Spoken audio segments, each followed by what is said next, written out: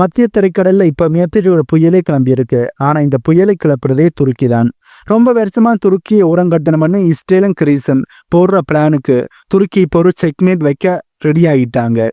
Greece தன்னோட கடல்ல எல்லையை விரிவுபடுத்தி துருக்கியோட வாசலை அடிக்க பார்க்குது. இதை பார்த்துக்கிட்டு சும்மா இருக்க துருக்கி ஒன்றும் சாதாரணமான நாடு இல்லை. இதுக்கு பதிலடி கொடுக்கத்தான் சவுதி அரேபியா மற்றும் பாகிஸ்தான் கூட சேர்ந்து ஒரு மெகா கூட்டணியை துருக்கி உருவாக்குது. துருக்கியோட இந்த மாஸ்டர் பிளான் என்ன? இதை பற்றி தான் இந்த வீடியோவில் நாங்கள் தெளிவாக பார்க்க போகிறோம். வீடியோக்குள்ளே போகிறதுக்கு முன்னே நம்ம சேனலை சப்ஸ்கிரைப் பண்ணி பக்கத்துக்கு பெல் ஐக்கானை கிளிக் பண்ணி வைங்க. அப்போ தான் நான் போடக்கூடிய வீடியோஸ் நீங்கள் உடனுக்குடன் பார்க்க முடியும். வாங்க போய் வீடியோக்குள்ளே போகலாம். முதல்ல துருக்கியே இவ்வளோ கோவமாக இருக்குன்னு புரிஞ்சுக்கணும். ஏஜியன் கடல்ல கிரீஸ் தன்னோட எல்லையை 12 மைலா அதிகப்படுத்தினா துருக்கியால தன்னோட சொந்த கடற்பரப்புகளை கூட சுதந்திரமா போக முடியாது. இது துருக்கியோட சிறைக்கைது மாதிரி மாத்திர வேலைன்னு துருக்கியோட பிரசிடண்டா இருக்கிற எர்டகன் அவர்கள் கத்துறார். எங்க வீட்டு வாசல்ல எங்களை முடக்க பாக்குறாங்க என்பதுதான் துருக்கியோட வாதம். அது மட்டும் இல்லாம அங்கே இருக்கின்ற 10,000 கோடி மதிப்பிலான எரிவாயு வளங்களை இஸ்ரேலும் கிரீஸும் சேர்ந்து மொத்தமா அபகரிக்க பாக்குறாங்கன்னு துருக்கி சைட்ல இருந்து மிகப்பெரிய ஒரு குற்றச்சாட்டை முன் வச்சிருக்காங்க. இப்படி இருக்கையில தான் துருக்கி தங்களுடைய இஸ்லாமிக் நேட்டோன்ற வியூகத்தை அமைச்சிருக்காங்க. தனியா நின்னா நம்மளை ஓரம் கட்டிடுவாங்கன்னு தெரிஞ்ச துருக்கி இப்போ ஒரு பிரமாண்டமான கூட்டணியை நோக்கி நகருது. அதுதான் சவுதி அரேபியா மற்றும் பாகிஸ்தானுடனான நட்பு ஒப்பந்தம், அதாவது பாதுகாப்பு நட்பு ஒப்பந்தம்.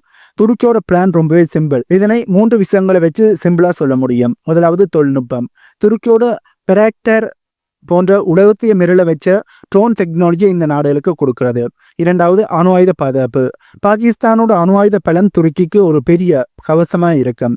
மூன்றாவது பொருளாதார பலம்.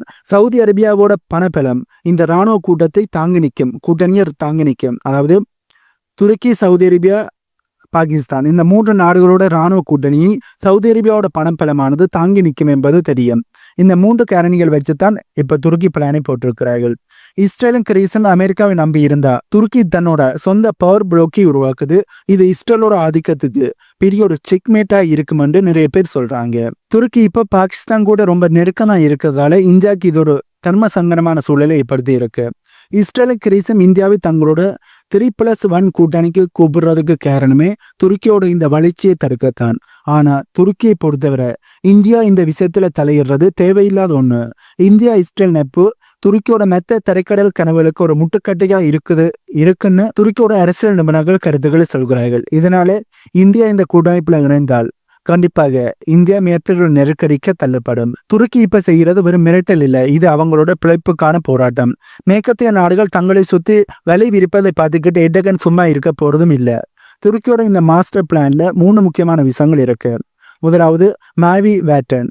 துருக்கி நீல தாயகம் அப்படிங்கிற ஒரு கொள்கையை வச்சிருக்காங்க. அதாவது மத்திய தரைக்கடல் துருக்கிக்கு சொந்தமான ஒரு ஏரியா. அங்க மற்ற நாடுகள் ஆதிக்கம் செலுத்துறதை துருக்கி ஒருபோதும் அனுமதிக்க மாட்டார்கள். இரண்டாவது நேட்டோவுக்கு பாடம். துருக்கி நேட்டோவில் இருந்தாலும் அந்த அமைப்பு தங்களை ஒரு பாரபட்சத்தோட தான் நடத்து என்று துருக்கி நினைக்கிறாங்க. அதனால நேட்டோவுக்கு போட்டியா ஒரு இஸ்லாமிய நேட்டோவை உருவாக்கி அமெரிக்காவுக்கும் ஐரோப்பாவுக்கும் நாங்க யாரையும் சார்ந்து இல்லைங்கிற ஒரு மெசேஜை அழுத்தமா சொல்றாங்க.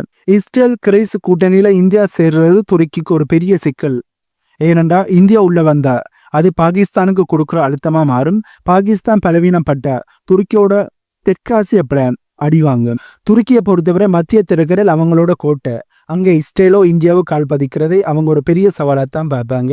ஒருவேளை கிரீஸ் தங்களுடைய கடல் எல்லையை விரிவுபடுத்தினார் ஏச்சியன் கடலை ஒரு போர்க்களமா மாற்றக்கூட துருக்கி தயங்க மாட்டார்கள். ஏனென்றா துருக்கி இப்ப விட்டா துருக்கியோட கதையை இவர்கள் முடித்து விடுவார்கள்.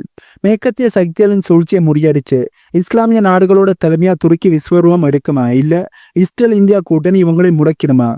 துருக்கியோட இந்த ஆக்ரோஷமான மூவ் சரியானதா? இதை பற்றி நீங்க என்ன நினைக்கிறீங்க? இல்ல இது உலக அமைதிக்கு மிகப்பெரிய ஒரு ஆபத்தா முடியுமா? இதனை பற்றி உங்களுடைய கருத்துக்களை கீழே கமெண்ட் பண்ணுங்க. இந்த வீடியோ பற்றி உங்களுடைய கருத்துக்களை மறக்காம கீழே கமெண்ட் பண்ணுங்க. இந்த தகவல்கள் உங்களுக்கு புதிதாக இருந்தால் இந்த வீடியோக்கு லைக் பண்ணி நம்ம சேனலை சப்ஸ்கிரைப் பண்ணி பக்கத்துக்கு பெல் ஐக்கானை கிளிக் பண்ணி வைங்க. அப்பதான் நான் போடக்கூடிய புதிய வீடியோக்களை உங்களால பார்க்க முடியும். இன்னொரு வீடியோட உங்களை மீட் பண்றேன்.